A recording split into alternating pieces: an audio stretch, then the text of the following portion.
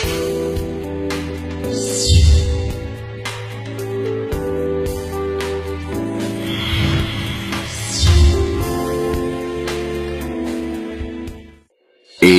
शाश्वत सत्य। कौन हूं मैं?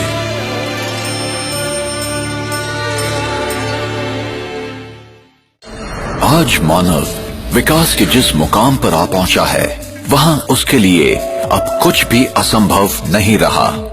क्या हम विकास की इस दौड़ में स्वयं को तो नहीं भूल गए हैं? अब प्रश्न है, क्या शरीर मस्तिष्क के साथ अपने आप में संपूर्ण है? शरीर के विभिन्न अंगों को कौन चलाता है? मस्तिष्क को समय अनुसार सही संकेत देने वाला कौन है? संकल्प कहां से उत्पन्न होते हैं? देह के साथ उनके अंत व्यवहार कैसे होते हैं? क्या विचारों का मूल स्रोत मस्तिष्क है या मस्तिष्क का भी संचालन करने वाला कोई और है? आइए अब हम एक अनुपम यात्रा प्रारंभ करें और स्वयं के विषय में उस सनातन सत्य को खोज निकालें, जिससे हमें पूरा ज्ञान एवं अनुभव प्राप्त होगा कि मैं कौन हूं। ये मैं नहीं हूं, मैं ये हूं।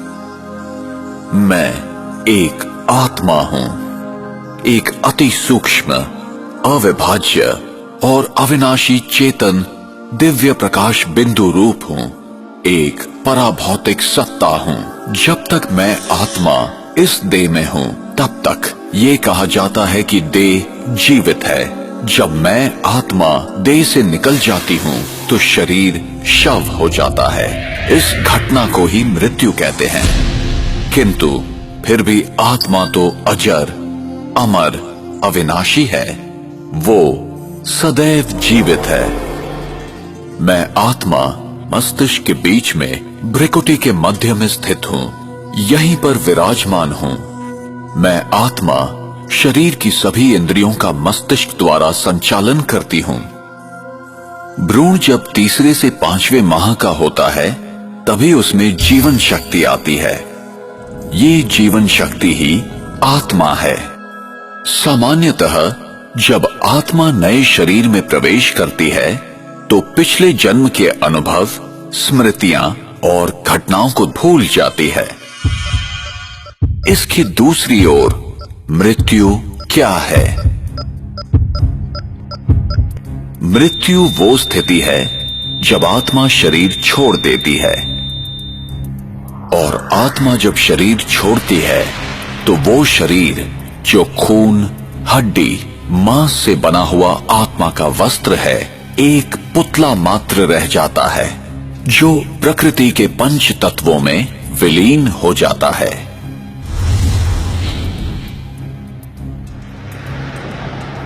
एक कार और एक ड्राइवर का उदाहरण आत्मा और शरीर के मूल अंतर को समझने के लिए उपयोगी है। अगर आप अपने शरीर को एक कार मान लें, तो आप आत्मा इसका ड्राइवर हैं। जैसे ड्राइवर गाड़ी को नियंत्रित करता है, घुमाता है या रोकता है, वैसे ही आत्मा शरीर की विभिन्न गतिविधियां करती है।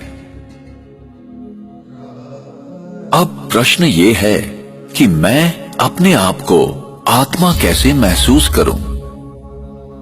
जरा सोचें कि एक बड़ा सा नकली मानवीय शरीर अपने सभी अंगों के साथ है। अगर आप आंखों की खिड़की के पास इस शरीर में एक कुर्सी पर बैठे हुए हैं, तो फिर आपको क्या अनुभव होगा? जब आप आंखों की खिड़की के भीतर से झांक रहे हैं, तो क्या आप अपने आप को इन आंखों की खिड़कियों से अलग महसूस नहीं करेंगे? आत्मा भी ऐसे ही महसूस कर सकती है कि आत्मा और शरीर अलग हैं। जब मेरा प्रत्येक कार्य और व्यवहार आत्मिक स्थिति में होता है, तब मैं अपनी वास्तविक स्वरूप के अति समीप होती हूं। यही आत्मिक स्थिति है। इसलिए अपने आप को आत्मा समझें। अपने जीवन को आध्यात्मिक दृष्टिकोण से जिएं और सबके प्रति सकारात्मक वृत्ति रखें, जिससे हमारा जीवन और हमारा समाज शांति, पवित्रता, खुशी और प्यार के प्रकाश से जगमगा उठे।